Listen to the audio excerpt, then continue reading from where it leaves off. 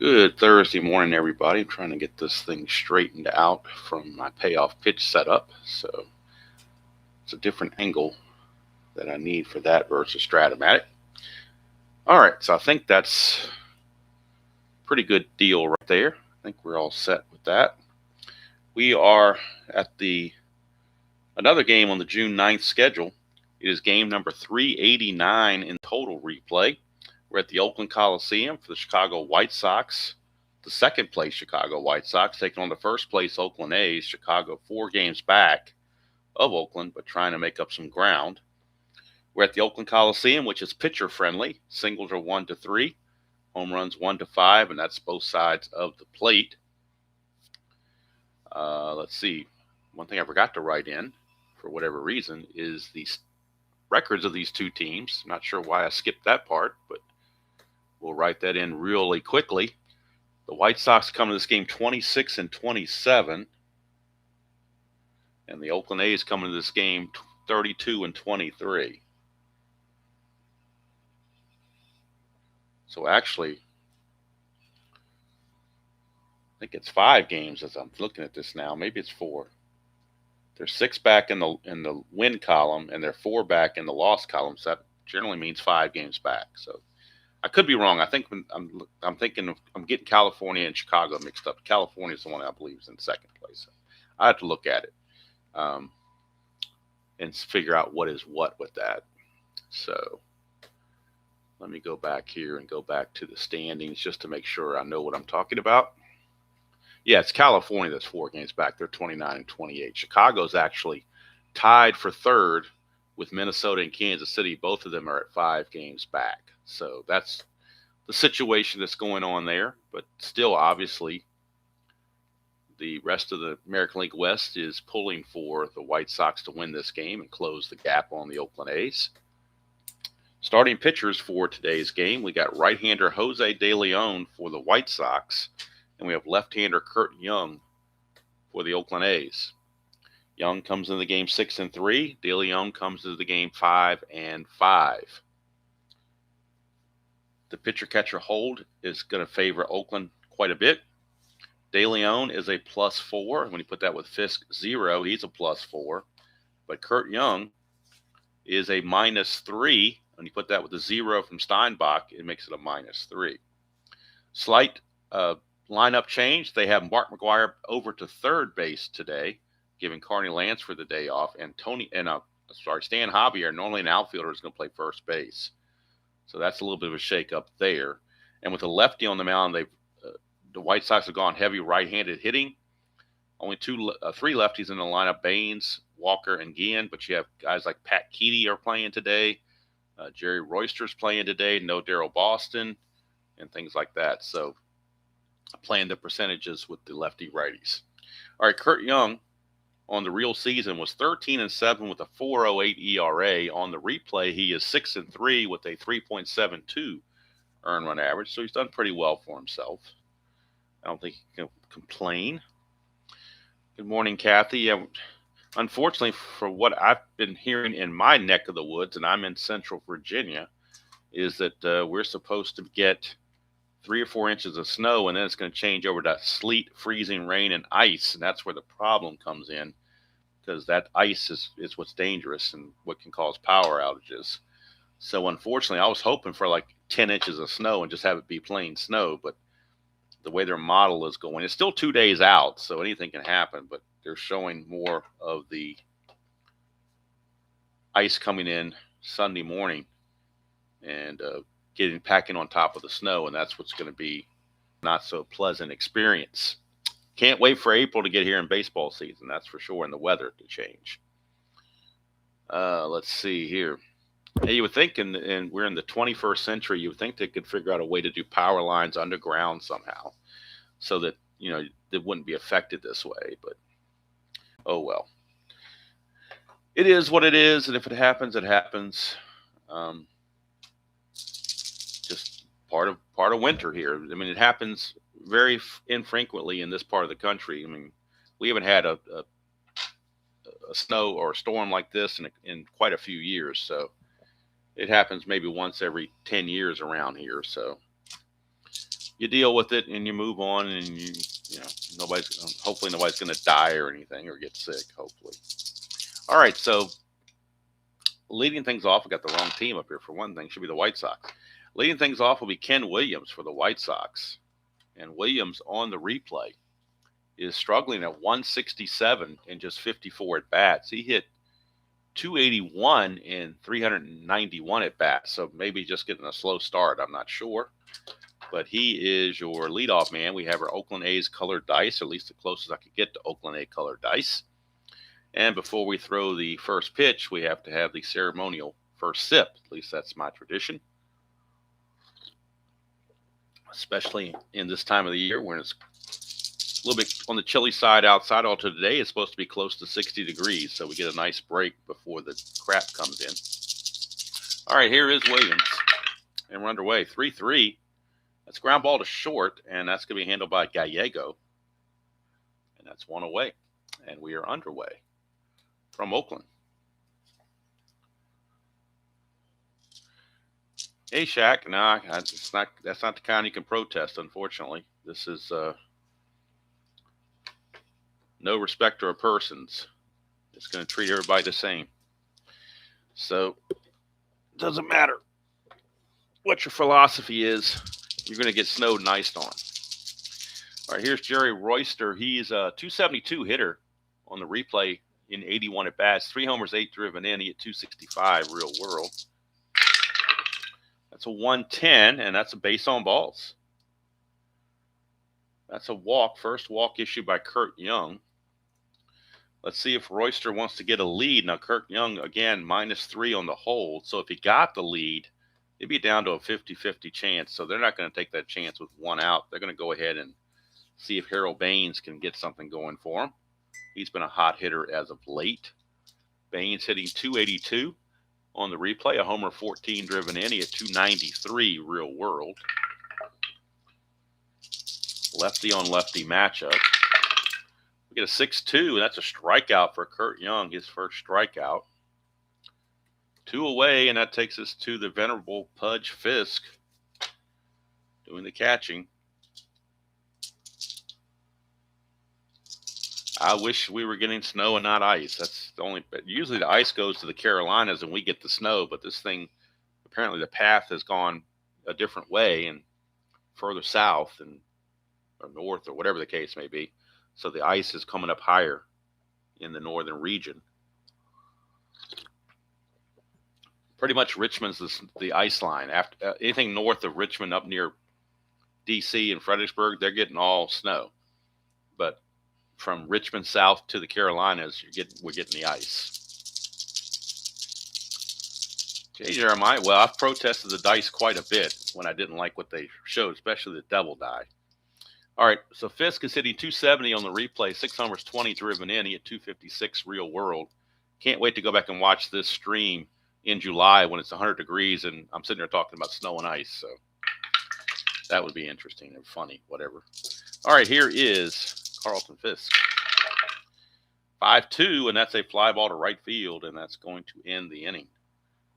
The worst part is after the snow and ice pass us by, that's when it gets to be frigid cold. I think one night's going to be down to like 5 degrees overnight or something. It's just the high temperature is going to be like 20. So, I mean, whatever comes and falls is not going anywhere for about at least 4 days. It's going to be at least 3 or 4 days before it's going to be above freezing. So, a lot of these things, when they come through, next day it's 45, 50 degrees with sunshine and it melts.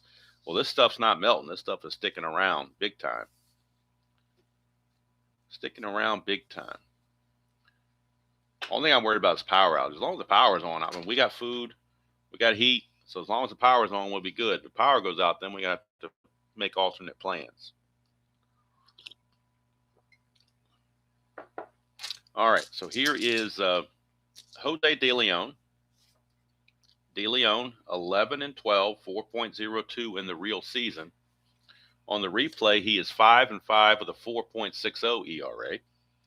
And he'll be facing Luis Polonia, the center fielder, leadoff man. He's hitting 283 on the replay, 2 homers, 7 driven in. He at 287 real world. Hello, Colin. Good to see you. Good morning to you. Polonia 5'11", and that's a fly ball right field X. So we are looking at the right fielder Calderon. He's a 3E6 in the outfield. Oh, it was almost a 1. It flopped to 13 at the very last minute. So talk about getting bailed out. So a 3 and a 13. 3 and a 13 for an outfielder is an F1. I'm using my cardboard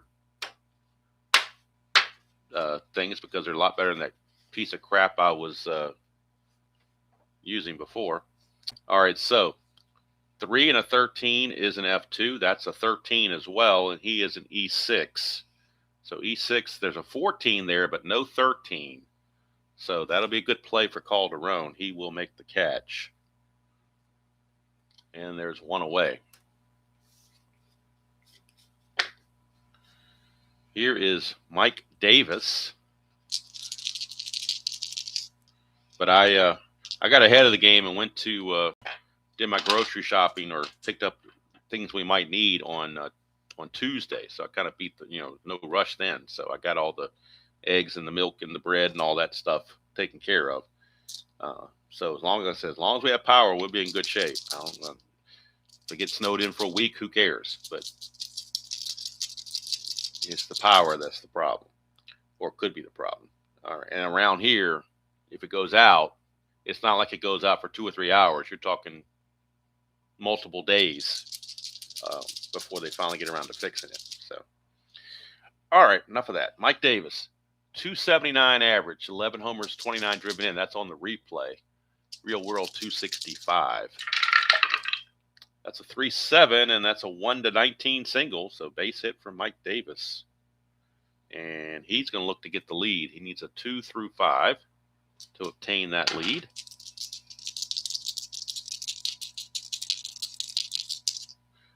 Fortunately, Kathy, we have a garage, so that part I'm not worried about. It's not heated garage, but at least it's covered all the way. It's not one of these things that open on the side. It's actual building. Just doesn't have any heat in there, but when we close the garage doors, that'll keep everything out of there. So that part I'm not worried about. Now, cleaning out the driveway, different story because it's uphill. The driveway is long and uphill, and so if it's ice, you're going to have a hard time getting traction.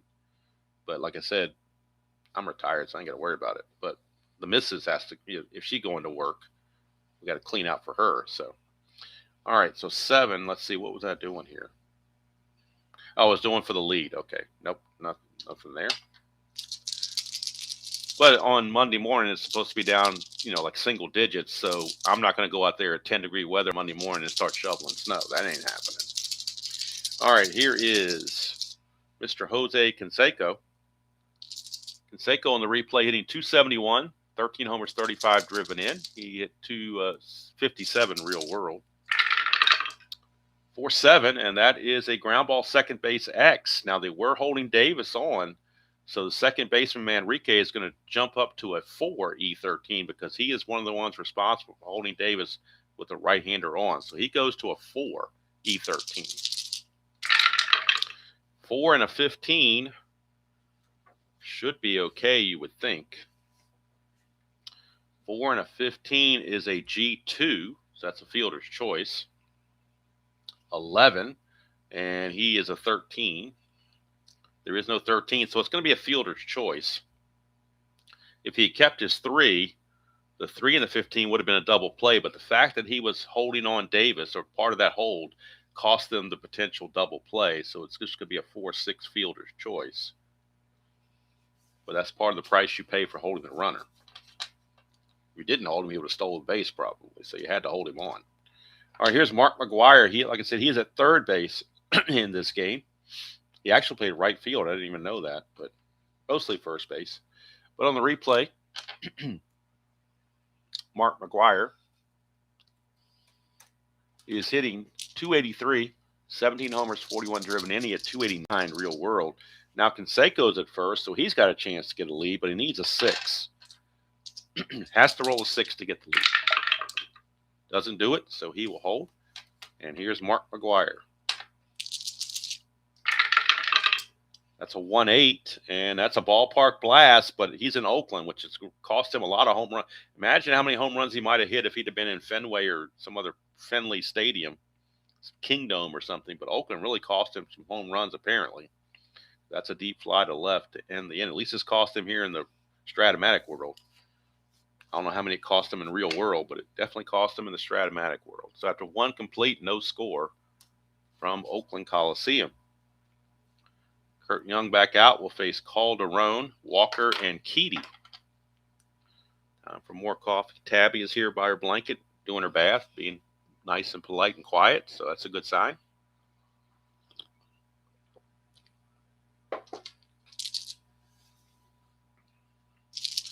All right, here is Calderon. He hit 280 on the he's hitting 280 on the replay. 7 homers, 21 driven in.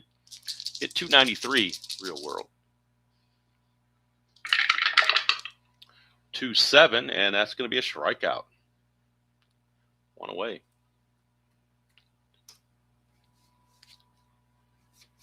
That brings up Greg Walker.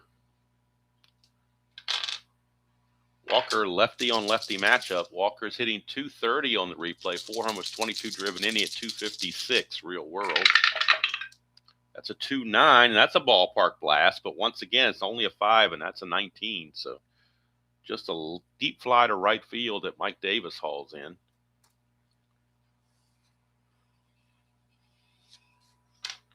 So here is Pat Keedy, a little used third baseman. He played everywhere. He played first, second, third, short, and left field. So he's kind of a jack of all trades, master of none, apparently. Keedy on the replay is 0 for 5. He's only had 5 at bats, so he has not gotten a hit yet. Real world, he had 41 at bats, a 171 hitter, but he did hit 2 home runs in the 41 at bats, so he's got some pop.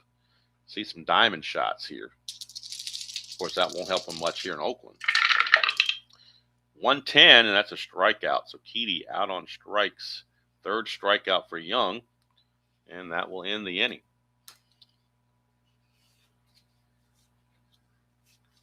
I remember, boy, what year was that? 95? Yeah, about 30 years ago, before we moved to our first house. We lived in an apartment for about 6 months. We got a bad snowstorm, and I tell you what, I was not equipped. I didn't have a snow shovel or anything. I was finding anything I could find to dig the car out. Fortunately, one of the, I don't know if it was a resident there or somebody they knew, had like a riding lawnmower, but it had some kind of a blade attachment to it, and they were able to clear the driveway. I don't know if that was the apartment complex doing that or whether that was some good Samaritan doing that. I don't know. But I was grateful nonetheless. All right, bottom of the second. Who's coming up now but Hot Dog Jackson? He is a designated hitter. He had been off for a couple of games because the lefties had been throwing at Oakland, and they've been using Ron Say. But now Jackson is back. On the replay, he's hitting 205, 11 homers, 27 driven in. He had 230 real world. 2-8 for Jackson. He's got himself a base hit. So Reggie, solid single. Would have been an anti-clutch, but of course we're not in that situation. Here's Steinbach, catcher. Steinbach on the replay hitting 286, 2 homers, 10 driven in. He at 284 real world. Nothing on the Havoc. 5-10, and that is a fly ball to left. That's going to be hauled in out there by Jerry Royster. One away for Tony Phillips, the second baseman. Switch hitter, batting left-handed. Phillips hitting 258 on the replay, 3 homers, 24 driven in. He hit 240 in the actual season. That's a 2, chance for a balk or pass ball. We're looking at a pass ball rate on Fisk, which is a 3. And there is no pass ball. 2-4, and that's going to be a ballpark single check, but again, only a 1-3. So I would normally go to what the result is here, but that's going to affect base running. So I'll go ahead and keep it as a line drive to second base. So 2 down, and that will bring up Stan Javier, normally an outfielder, but he did play some first base. He was a 4E25. So he did play a few games at first base, as denoted by him in the lineup right now. He's hitting 198 on the replay, a homer and 5 driven in. He hit 195 for the world, so he's right on his target as far as his average goes. 1-5, and that is a home run, 1-15. That's gone. Look at that. Stan Javier cracks his second home run of the season. He only had 2 of them, and he got them both right here, or he got the second one right here. In at bat number 82, he had 151 at bats total with 2 home runs. This was at bat 82, and he gets his second home run. It's a 1-5 home run, 1-15, and that's a 12. So that's gone. Stan Javier. He had 2 home runs and 151 at bats. He hits his second home run here in at bat 82. It is a 2-run home run, RBI 6 and 7 to go along with it. And Oakland gets a 2-0 lead and a power source from an unlikely candidate. Hot Dog Jackson will score in front of him, and it is 2-0 Oakland. That'll bring up Mike Gallego, shortstop, giving Alfredo Griffin the day off. Mike Gallego is hitting 212 on the replay, a homer and 8 driven in. He at 250 real world. 1-6, and he's going to ground it to third, and Keedy will make the play, but 2-run home run off the bat of Stan Javier gives the Oakland A's a 2-0 lead. Kurt Young back out will be facing Manrique, Guillen, and Williams. Start the top of the third. And it's time for more coffee before it gets cold. Manrique hitting 247. A homer and 11 driven in. He hit 258 real world. 1-5, and that's against the lefty. That's a fly ball to left field. Canseco is there, 1 away. For Ozzie Guillen, shortstop, number 9 hitter. Lefty on lefty matchup. Guillen hitting 278 on the replay, a homer and 19 driven in. He at 279 real world. 4-11, and that's a fly ball left field extra. We're going to challenge Canseco. He's a 3-E-9. 3-E-9 for Canseco. It's almost a 2. It flipped over to 8 at the last minute. So I think that rescued Mr. Canseco. 3 and 8 is going to be an F1, which is good enough. Nobody's on base, so nobody can move up. That's a 14, and Canseco is an E9. So E9, there's a 16, 11, 3, and 18, but no 14. So Canseco will make the play. 2 fly balls to left field to start the inning. And we go back to the top of the order for Ken Williams. Whoops. 2-9 for Williams, and he's hit by the pitch. So he gets plunked. 2 out hit by pitch. He needs a 6 or an 8 to get the 6, 7, or 8 to grab a good lead. He does not get the good lead. He will hold. And Jerry Royster, the batter. Royster walked his first time up. 4-8, right-handed, struck him out. Strikeout number 4 for Kurt Young, and that will end the inning.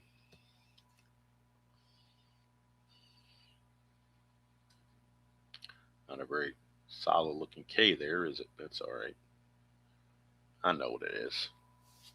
It's in the computer. That's all that counts. The computer has it all tallied down. All right, here is Jose De Leon. And he'll be facing the top of the order, Polonia, Davis, and Canseco. 2-0 A's, bottom of the third. 4-5, and that's going to be a ground ball to second. Manrique will handle it. 1 down. And that'll send up Mike Davis, right fielder. Davis singled, but was erased on the fielder's choice. 5-5, and this time he will fly it to left field where Royster will put it away. 2 down for Canseco. First time up, Canseco hitting to that fielder's choice. 2-6, and this time he's going to not hit anything but air as he strikes out. First strikeout for De Leon. And we played 3 innings here in Oakland. It's still 2-0 A's over the White Sox. White Sox lose this game, they'll drop 6 games back. So it's a very important game, important series for the White Sox. Trying to make up some ground. 5 games back. Head-to-head, you got to win those things. Here's Harold Baines. He struck out his first chance. 3-5. This time he will fly it to center field. Would have been a clutch hit. Obviously, we're not in a clutch situation. So just a standard old fly out. One away. And that'll bring up Carlton Fisk. 1-6 for Fisk. He will pop it up to second base. And that's 2 away. So 2 up, 2 down. And here is Ivan Calderon. Right fielder. Struck out his first chance. 5-9. And that's an in-home run chance. 1-11. But that's a 14, so he'll settle with the double. Would have been a home run, but he'll settle with the double. A 2-out double for Calderon. And that's actually the first hit of the game for the White Sox. A 2-out double here in the 4th. So now it's a clutch situation for Greg Walker. First clutch situation for the White Sox in this game. Walker in the clutch against lefties gains a hit on 1-5 and also on 1-12. So pretty good in the clutch.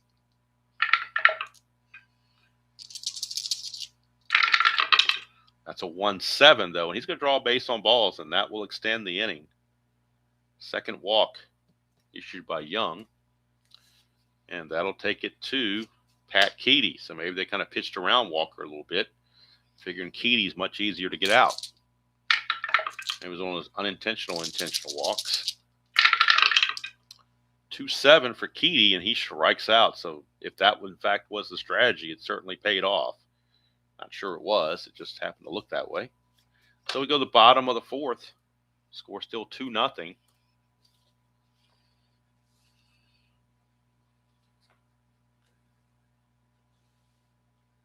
And here's Mark McGwire. He flew to left field his first time up.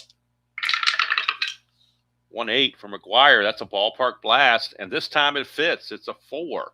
So McGwire not messed over by Oakland's large, expansive field dimensions. He gets the home run. 1-8 is a ballpark blast. 1-5, and that's a 4. So Mark McGwire registers the home run. Of course, he had 49 as a rookie in 1987 in the real season. This is home run number 18 on the replay, RBI number 42. That's his 182nd at bat. So in 182 at bats, he now has 18 home runs. He had 49 in 557 at bats. So it's now 3-0 Oakland, and here comes Hot Dog Jackson. He singled and scored his first time up. 2-7, and this says a 1 for a single. Anything else, he will line it to Manrique, and that's what he does, 1 away. That'll send up Terry Steinbach, the catcher. Flew to left his first chance. 4-6, and that's a strikeout. There's a dot there, but obviously he's not tired yet. Second strikeout for De Leon. Both starters have fatigue of 7 innings, so they're good to go for a while. Here's Tony Phillips. 2-7, and he will strike out to end the inning. Strikeout number 3. But the home run from McGwire gives the Oakland A's a 3-0 lead after 4 complete. And we're going to head to the top of the 5th. Bottom of the order, Manrique, Guillen, and Williams due up. For the White Sox, Manrique and Guillen both flew to left their first times up. 2-8, and he's going to strike him out. 6 strikeout for Kurt Young. I didn't think he was that much of a strikeout pitcher. He struck out only 124 in 203 innings. But, man, he's got the strikeout pitch going in this game. 6 strikeouts. And we just started the 5th inning. So Manrique out on strikes. And here's Ozzie Guillen. 2-6 for Guillen. He's going to pop it up to third. McGwire at third base makes the catch. Still sounds strange saying that. 2 down, and that's going to send up Ken Williams.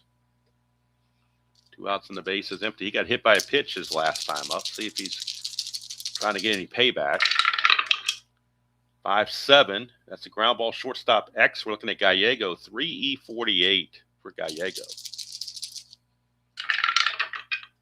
3 and a 7 as a shortstop. 3 and a 7 should get to it. 3 and a 7 he does. Let's see here. He's a 3. That's a 6. And he is an E48. That could be trouble. E48. And there's a 6 right there, first number. So that will be an error on Gallego. E6. E6 for Gallego. First error for either team. Ken Williams could be looking to get a lead here and try to get the scoring position with 2 outs. He needs a 6 through 8, 6, 7, or 8 to get the good lead. And he gets the 8. He's going to go. He's a 17, being held to 15, minus 3 is a 12. So still a 60% chance. 1 to 12, he makes it. And he's in there. Stolen base for Ken Williams. So he's in scoring position now. A base hit can get the White Sox on the board.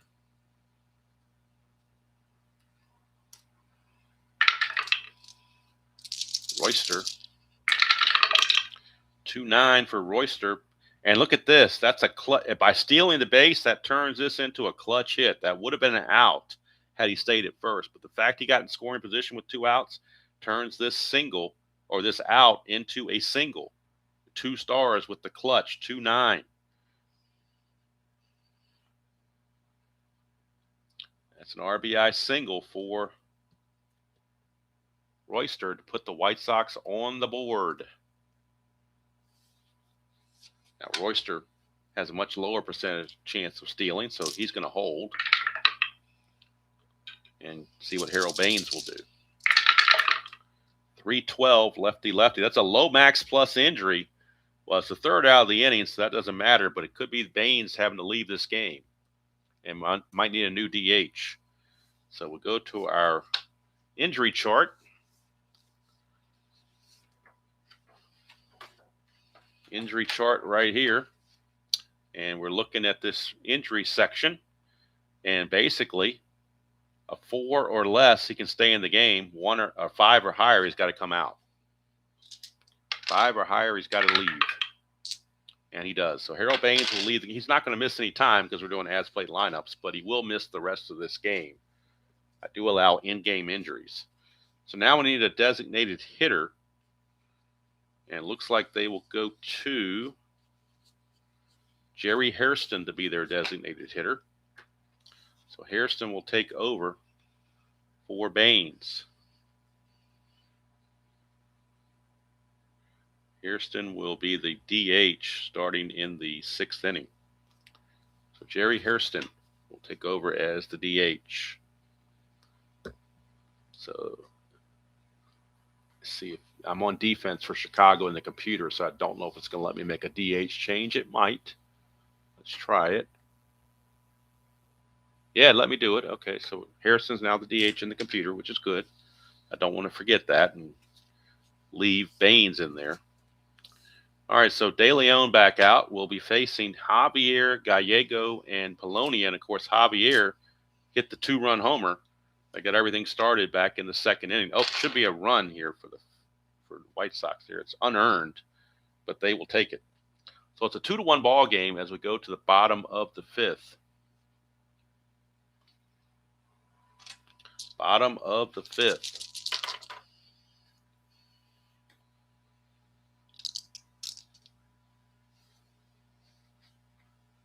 That might have been a different sheet. I'm looking at what's here. Maybe they had an updated sheet on the rules. Let's see. But I think I rolled a 20, so I don't think it mattered anyway. Let's see. Go back and find this somewhere. Where the heck is it? Yeah. You're right.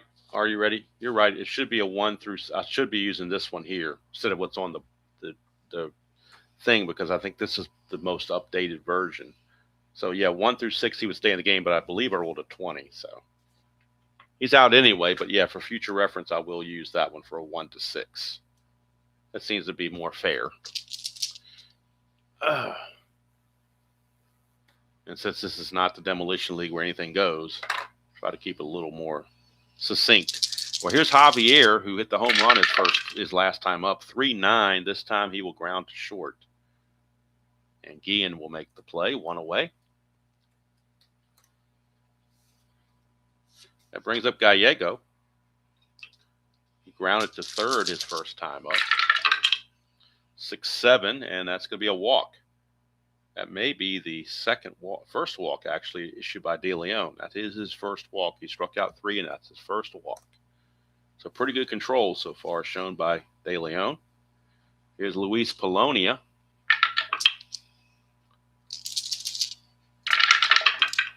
.511, and that is a fly ball right field X. That's Calderon. He's a 3E6 for Calderon. 3 and a 16 should be no problem. 3 and a 16 is an F2. That is a 10, and he is an E6, so that definitely shouldn't be a problem. E6, there's no 10 there. So good play for Calderon. 2 down, and that brings up Mike Davis.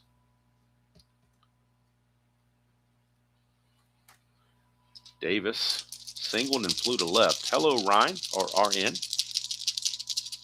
Maybe that's like for Ryan Sandberg or R9. I'm not sure how you want to split that up. 6-4, and that's going to be a ballpark single check, 1-3, but that's going to fail. So fly to right field will end the inning. So 5 innings are in the books. It's still 3-1 Oakland over the White Sox.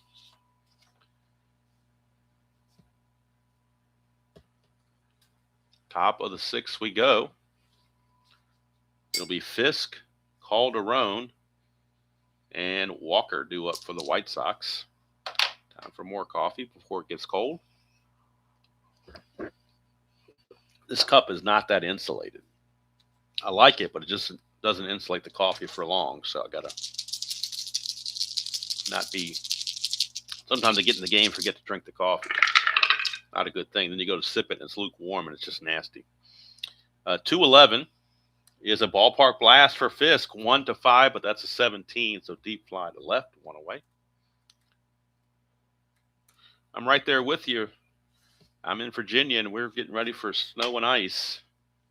I think Carolina, though, might get more ice than snow. So we were hoping for just snow, but it looks like we're going to get a little bit of both.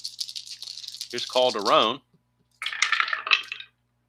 Calderon, 3-5, and that's going to be a single 1-4. But that's a 3, so it will sneak in for a base hit. Calderon, 2 for 3. 2 for 3. Which means as long as the power holds on, good time to play some Strat, but kind of hard to do it without power. All right, here is Greg Walker. 3-8, and that is a ground ball second base A. We get our very first Giovanni's Tailor Shop tailor-made double play. It is a 4-6-3 double play.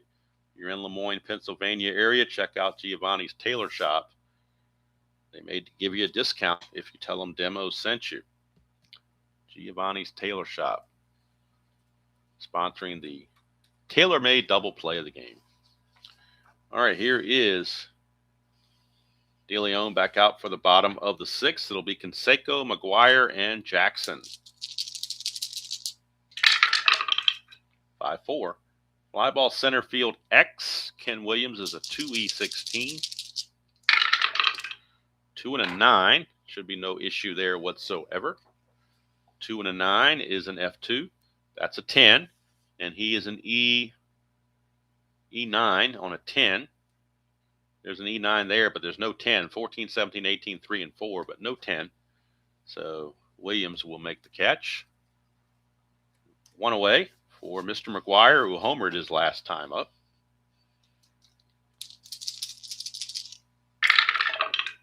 For 7, and that is a ground ball second base X. Enrique, 3E13. 3 and a 10, no problem there, you wouldn't think. I'll use the old raggedy one for this one. 3 and a 10 is a ground ball, or G2 rather. That's a 9, and he is an E13. E13, there's no 9 there, so good play for Manrique. 2 down. And that'll send up Hot Dog Jackson. He's 1 for 2. Run scored. 1-8 for Hot Dog, and he struck him out. Strikeout number 4 for De Leon. So he's pitched pretty well. Just hasn't gotten the run support. We go to the top of the 7th. It's still 3-1 Oakland. That 2-run home run from Javier has stood the test of time in giving Oakland a lead, which they have not decided to give up yet. Kurt Young now in his fatigue inning. But we are in the 7th inning, which means pinch hitting is now allowed. And so I think the White Sox will make the move and get Keedy out of there. He's 0 for 2 with 2 strikeouts. So they'll go to somebody else. And that somebody else, let's go to the computer here. That somebody else is going to be Tim Hewlett, and Hewlett will stay in the game to play third base. So Tim Hewlett will pinch hit. He's normally the third baseman, but they were giving him the game off. Now they need him to pinch hit, try to get something started. So Tim Hewlett pinch hits in the 7th and plays third base in the 7th. For Hewlett, on the replays, hitting .224, 4 homers, 18 driven in. On the real season, he had .217.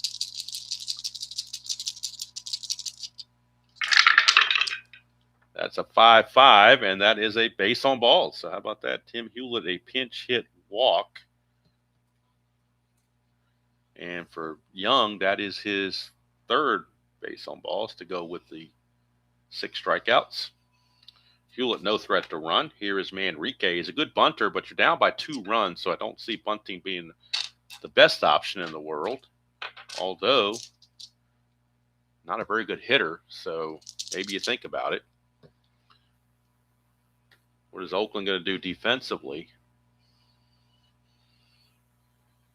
I think down by 2, I think you got to have him swing away. All right, so Young facing Manrique. 6-8, and that's a good sign. That's why you don't bunt. 6-8 is a 1-2 triple. 3-20 is a single. So single 2 stars, and that will put runners on the corners with nobody out. And now the Oakland bullpen going to start seeing some activity. Let's see who the most rested is out of their bullpen.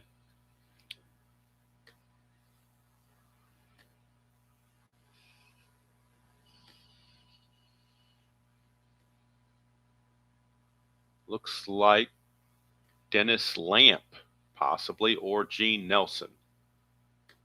I have to look at it and see.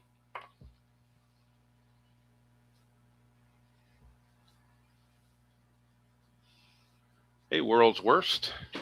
I need to check the previous game with these 2 teams and see.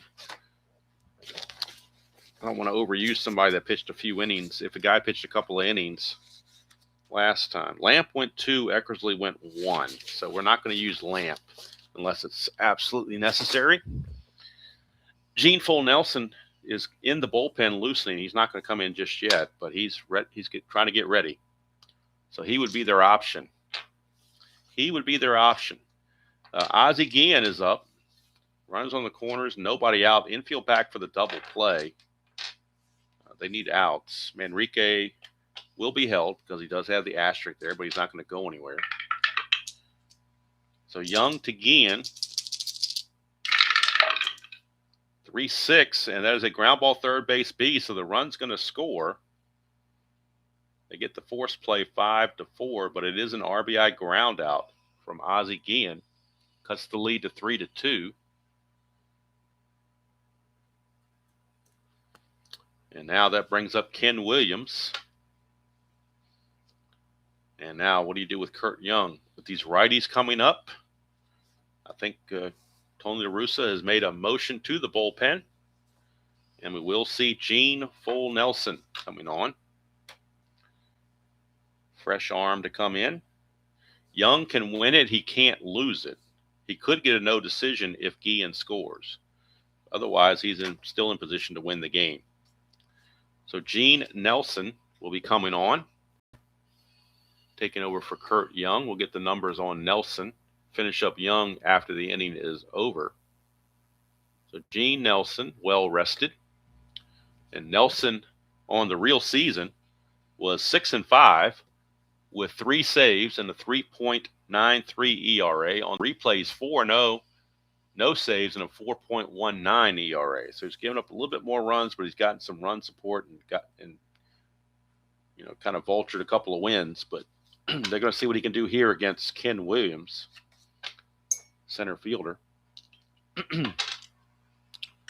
Runner at first in Guillen, and let's see, Nelson's a -3 hold, so that's going to help with the run game as well. Guillen still, let me do that. I rolled a D20, but really I should have been saving that for the checking on the lead. So he's going to try for the lead, 6 or a 7. And he gets the 7. He's going to go. Ozzie Guillen's going to try to steal it off the new pitcher. 1 to 18, being held as a 16, -3 is a 13. And he's in there, stolen base for Guillen. So now, tying run is in scoring position with 1 out. It also takes away the double play possibility. And Ken Williams, your batter. It's a 3-4 for Ken Williams. He's going to ground to short for it would have been a fielder's choice had the runner still been on first base, but it's just a grounder to short with the runner Guillen holding at second base.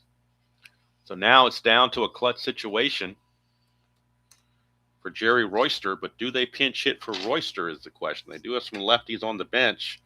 Royster, a pretty good hitter, though. 265 hitter, but they could go to a lefty. They do have Darryl Boston as a lefty pinch hitter.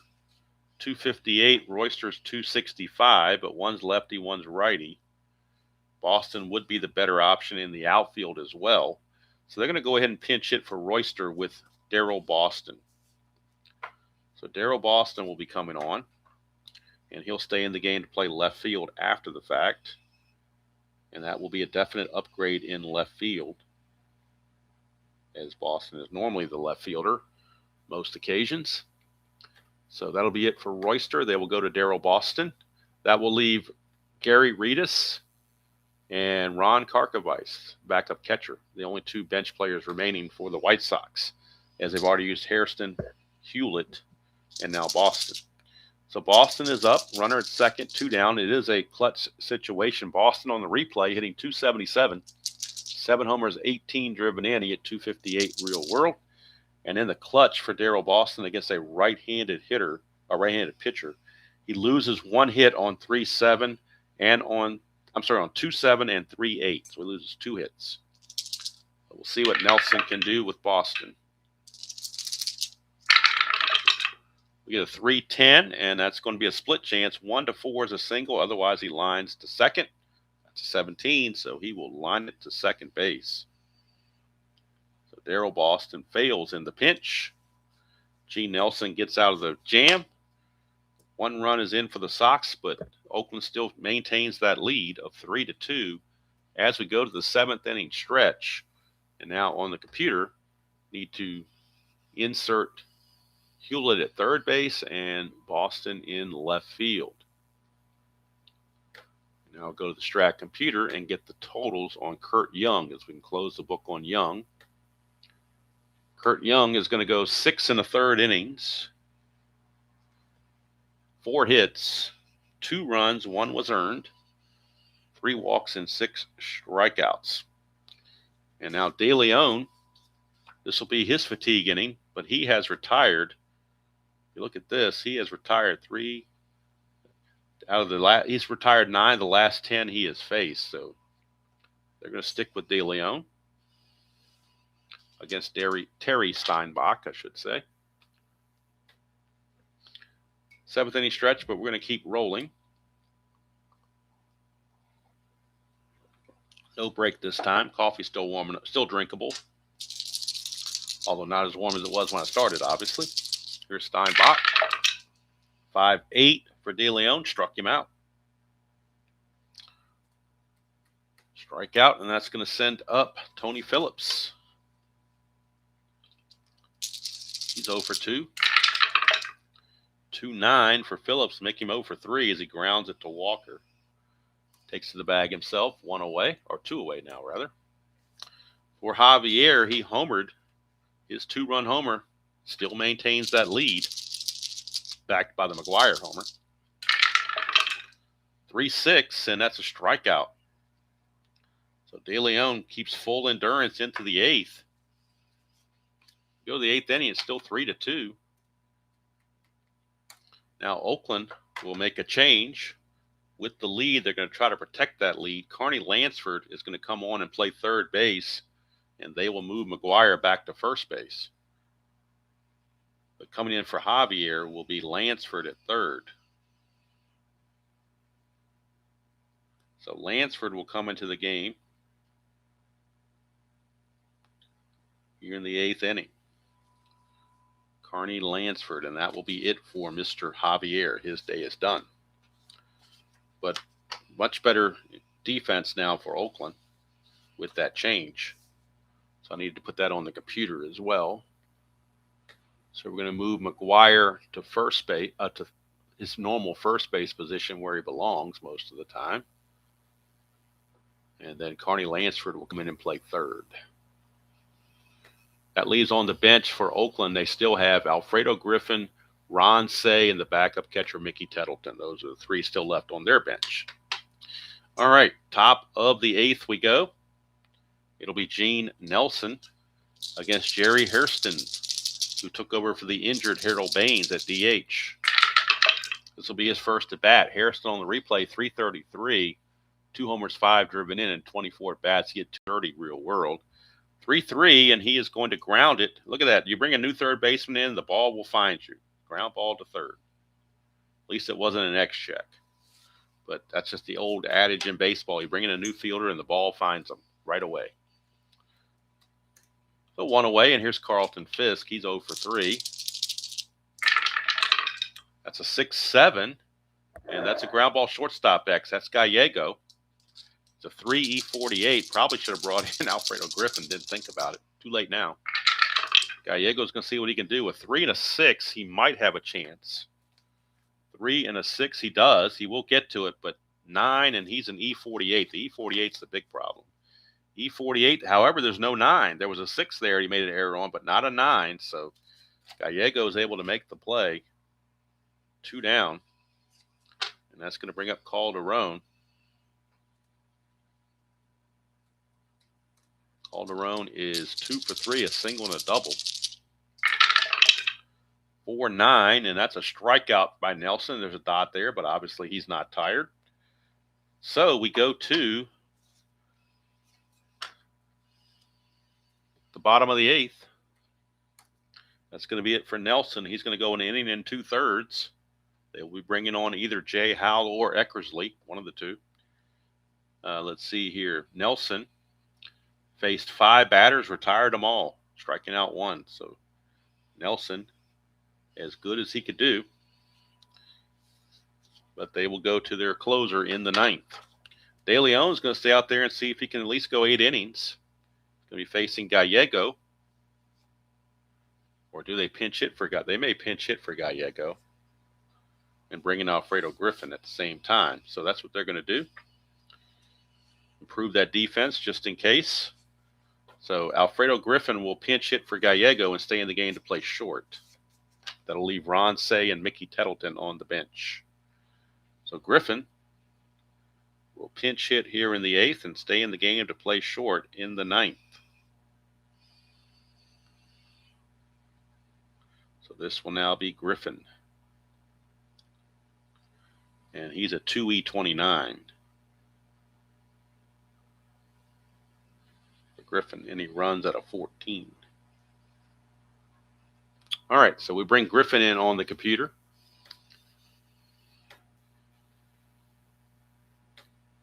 And Griffin on the replay is hitting 259, no homer, 16 driven in. Hit 263 real world. Switch hitter, batting left-handed against De Leon.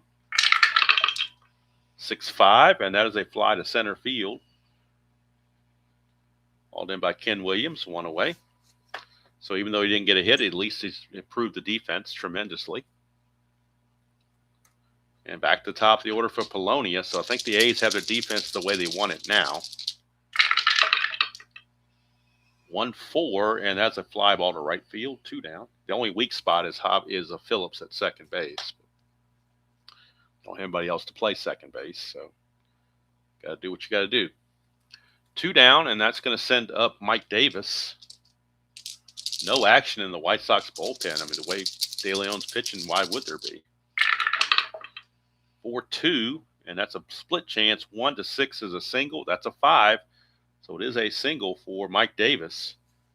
He might be looking to run here. In fact, I know he's looking to run. He's got to get a good lead of 2-5. Does not get the good lead, but it doesn't mean he still couldn't go. Be a 13, being held be a 9. You get the -4, it brings it to a 9, but then you got the +4 to make it a 13. But you do have Canseco coming up, so I think they're going to hold him there and not get thrown out with Canseco at the plate. So Canseco is that's a 1, chance of a wild pitch on De Leon, which is a 6, and no wild pitch. So here's Canseco. He is 0 for 3. 4-9, and that's trouble if it's a 1, because that's a triple. Anything else he flies to center, that's a 2. So barely by the skin of his teeth, De Leon was able to get that out. And we go to the 9th inning. That's going to probably do it for De Leon, even if it goes to the bottom of the 9th. I think that's going to be it for De Leon. So De Leon's going to go, and I need to bring in the shortstop. The computer is prompting me for that. Alfredo Griffin. Stay in the game, play short. And we're going to have Jay Howell come in and try to save it for the Oakland A's. Jay Howell will be on. In the real season, he was 3-4, 5.89 ERA, and 16 saves. And on the replays, 1-2 with a 5.14 ERA and 8 saves. So Jay Howell will be looking to close the deal. He's got to face Walker,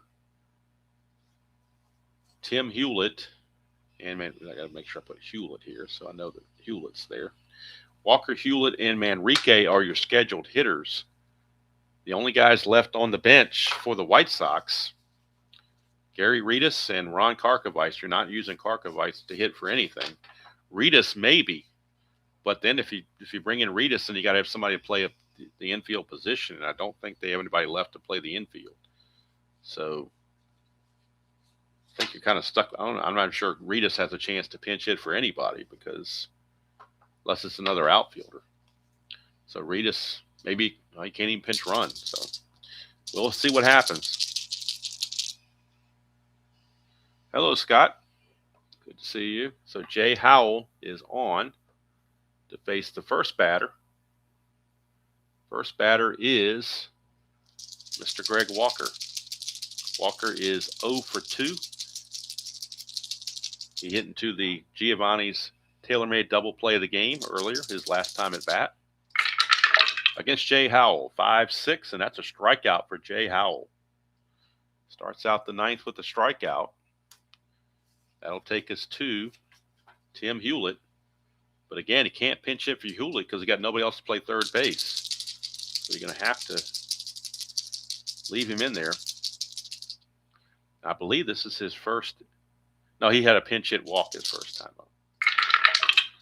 5-8 for Howell. And that's a ballpark blast, but it's a 1-5, and that's a 16. So the Oakland Coliseum saved his bacon right there. That would have been gone in a different ballpark, but not in Oakland. So 2 down, and it's all up to Fred Manrique. Manrique did single his last time up. He's 1 for 3 against Howell. 2-4, and that's a ballpark single check. It's only a 1-3, and that's going to end the ball game. Ground ball to short, where the new shortstop, Alfredo Griffin, will handle it. And the Oakland A's get a very tidy 3-2 victory over the White Sox. Tough luck loss for De Leon. Kirk Young gets the win. He improves to 7-3. Jay Howell with the save. He gets his 9th save of the season. Howell, 1 strikeout, nothing else. They had used Eckersley the game before, so Howell was the most rested. So they kind of split duties as closers. De Leon goes 8 innings. He's going to give up 6. Actually, just 5 hits from what the computer is telling. Let me go ahead and go to the computer so I can get the full details and get this all logged in. So the more important thing for the White Sox is they fall 6 games back of Oakland now. That's really not what they wanted to be, but that's where they are. 3 runs, 5 hits, and 1 error for Oakland. 2 runs, 4 hits, and no errors for the White Sox. De Leon giving up just 5 hits, 3 runs. They were earned, 1 walk and 6 strikeouts. So tough luck loss for De Leon. And Howell gets the save, Kurt Young the win. Not sure who you give the player of the game to. Do you give it to Young or do you give it to Javier for his 2-run homer? It's that's kind of in between there. You're welcome, Mr. Action. Hello, Justin. Didn't see you come in. All right, so Oakland wins it, and for tomorrow, for Friday, we set up. We're going to be in Seattle in the Kingdome. It'll be the Texas Rangers and the Seattle Mariners. It'll be game number 390 on the replay. Mike Morgan for Seattle against Jose Guzman for Texas. And that'll be the game on Friday. And that will finish out the June the 9th schedule. So now as we look at the standings with this Oakland win, Oakland increases their lead to 4.5 over California, 5.5 over Minnesota and Kansas City, and Chicago now 6 games back. Texas 8.5 back. So I will play 2 games offline. They will be the games I'm going to play offline are Boston and Baltimore and Cleveland, California. So those will be played offline and get ready for the 10th, for the next game on June the 10th. And assuming we have power, that's a big assumption on Monday morning. But if we do have power, then the game on Monday is looking to be Boston at Baltimore. Al Nipper against Eric Bell. That'll be the matchup there. So that'll be the first game on Monday, assuming we have power, that is. So we'll see what happens. But again, tomorrow morning, we'll be in Seattle for Texas and Seattle. So before we go there, though, before we flip that page over, we go back to today's game. Oakland A's win it by the score of 3-2. Young the winner, 7-3. De Leon, the tough luck loss, 5-6, and Jay Howell picks up his 9th save. Homers in the game. Javier is 2nd. McGuire his 18th. So that's going to do it from here. Hello, TJS. I'm assuming that's Mr. Spicali. Sometimes this, like I said, this the way this YouTube thing is set up, it's putting up a different name that comes across. But I'm assuming that we're talking about Mr. Tony Spicali. But there, I got my coffee too. I got to refresh it though. It's gotten cold now. So I did the Steve Carlton payoff pitch replay game yesterday afternoon. This afternoon, assuming Uncle Ron doesn't play something at noon, then I'll come back with the Demolition League. And we're going to have the Philadelphia Phillies hosting the Los Angeles Anaheim Angels. Second game for each of those 2 teams. And if it's anything like the opener was, it's going to be wild because that was it was a wild opener in that very first game. But we'll see what happens. So I hope you all enjoyed this presentation of Strat-O-Matic 1987. A good one, 3-2. Finally a good one instead of a blowout. So 3-2, Oakland wins it.